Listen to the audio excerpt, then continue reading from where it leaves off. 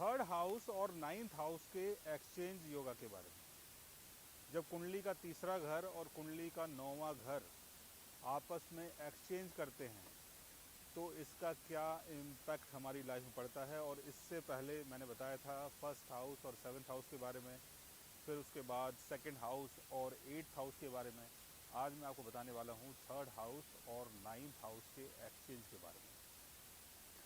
Third house signify करता है हमारे कम्युनिकेशन स्किल को, सेल्स एंड मार्केटिंग को, टेलीफिल्म को, मीडिया को, ट्रांसपोर्टेशन को, और जो हमारे यंगर सिबलिंग्स होते हैं उनका संबंध भी थर्ड हाउस से होता है। नाइन्थ हाउस यानी रिलीजन, नाइन्थ हाउस यानी फादर, गुरु, टीचर। नाइन्थ हाउस से हमारा बिलीफ देखा जाता है और नाइन्थ हाउस से ये देखा जाता है कि हमारी सोच इस दुनिया के प्रति कैसी है, यानी कितनी बड़ी सोच के इंसान हम लोग हैं और कैसा हम लोग सोचते हैं इस दुनिया के लिए, और हमारी जो खुद की आइडियोलॉजी है, जो भी हमारा एक्सपीरियंस है उसको लेके जो हमारी खुद की आइडियोलॉजी है वो क्या है, ये नाइन्थ हाउस से पता चलता है। नाइन्थ हाउस को ज्ञान का हाउस भी बोला जाता है।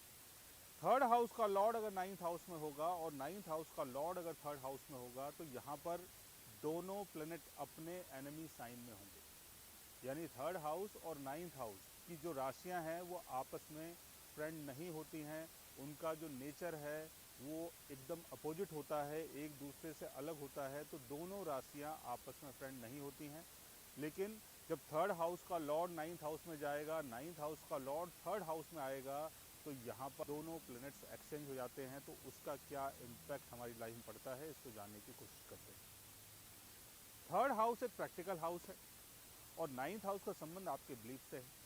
अगर आपने किसी को मान लिया, अगर आपने किसी को जान लिया, तो आपको किसी भी ऐसी प्रैक्टिकल नॉलेज की या सोच की ज़रूरत नहीं है कि आप अगर किसी को प्यार करते हैं, आप किसी को मानते हैं, आपके कोई गुरु हैं, आपके कोई भगवान हैं, आप उनसे जुड़े हुए हैं, तो आपको कोई भी प्रैक्टिकल नॉलेज की ज़रूरत नहीं पड़ती। तो नाइन्थ हाउस जो है वो हमारा बिलीफ है, लेकिन थर्ड हाउस एक प्रैक्टिकल हाउस है। थर्ड हाउस से हम ये देखते हैं कि हमें कहाँ पर घाटा हो रहा है, कहाँ पर फ़ायदा हो रहा है, हमें क्या करना चाहिए। कोई भी चीज़ अगर हम मार्केट में जाके सेल करते हैं, परचेज़ करते हैं, तो वहाँ की जो हमारी डीलिंग है वो कैसी है।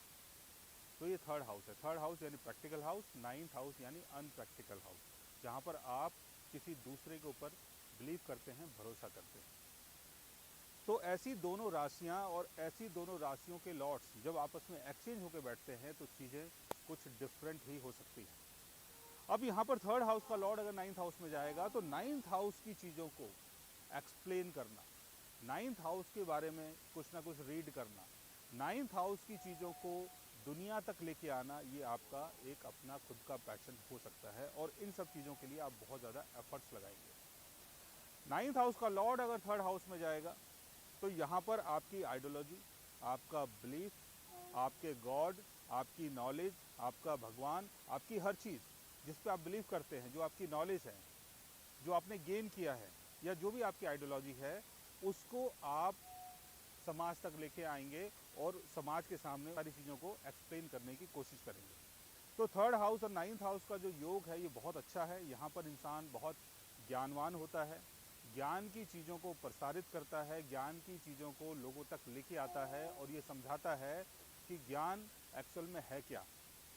तो यहाँ पर अगर आप कोई ऐसा काम करते हैं कि जहाँ पर आप ज्ञान की चीज़ों को, नॉलेज की चीज़ों को और एक समाज के हित में जो एक बड़ा कार्य होता है वैसी चीज़ों को अगर आप एक्सप्लेन करना चाहें तो उसके लिए आपकी कुंडली में बहुत बड़ा योग बनता है कि थर्ड हाउस का लॉर्ड अगर नाइन्थ हाउस में है और नाइन्थ हाउस का लॉर्ड अगर थर्ड हाउस में है, तो यहाँ पर आप अपनी आइडियोलॉजी को, अपने ज्ञान को और जो भी आपका बिलीफ है अपने गॉड के प्रति, भगवान के प्रति, अपने धर्म के प्रति, अपने रिलीजन के प्रति और अपने गुरु के प्रति या अपने फादर के प्रति, वो सारी चीज़ें आप एक्सप्लेन करते हैं।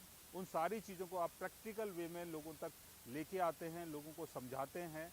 और आपने देखा होगा कि कुछ लोग ऐसे होते हैं कि जहाँ पर कुछ बड़ा प्रोग्राम होता है, जैसे कोई बहुत बड़ा सम्मेलन हो रहा है, वहाँ बहुत सारे ज्ञानवान लोग आए हुए हैं और अपनी अपनी बातों को प्रसारित कर रहे हैं और आप वहाँ पर कैमरा लेके पहुँच गए हैं, आप उनकी चीज़ों को रिकॉर्ड कर रहे हैं और उन सारी चीज़ों को आप दुनिया तक लेके आ रहे हैं। तो ऐसा कोई काम आपका हो सकता है अगर थर्ड हाउस का लॉर्ड 9th हाउस में हो और 9th हाउस का लॉर्ड अगर थर्ड हाउस में हो।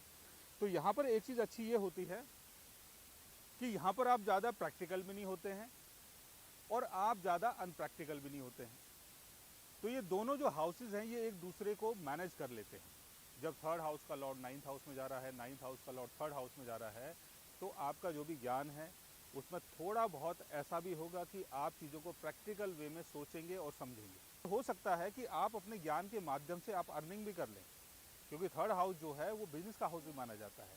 तो यहाँ ज्ञान की चीज़ों को प्रसारित करके, चाहे वो रिटन कम्युनिकेशन के थ्रू हो, चाहे वो वर्बल कम्युनिकेशन के थ्रू हो, चाहे वो कोई बुक या कोई ऐसी चीज़ आप ब्लॉग वगैरह कोई निकाल सकते हैं, रिलीज़ कर सकते हैं, उसके थ्रू भी आप अर्निंग कर सकते हैं अगर 9th हाउस का लॉर्ड आपके बर्थ चार्ट में थर्ड हाउस में जाता है।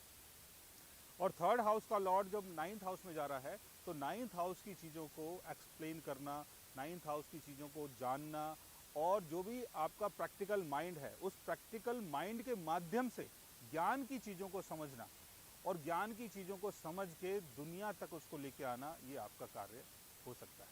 तो गाइज आज मैंने आपको बताया थर्ड हाउस और 9th हाउस के एक्सचेंज के बारे में कि जब आपके बर्थ चार्ट में थर्ड हाउस का लॉर्ड 9th हाउस में होता है और 9th हाउस का लॉर्ड थर्ड हाउस में होता है तो उसका क्या इम्पैक्ट हमारी लाइफ में पड़ता है। अगर आप भी जानना चाहते हैं अपने बर्थ चार्ट के बारे में तो उसके लिए आप हमारे चैनल को सब्सक्राइब कर सकते हैं।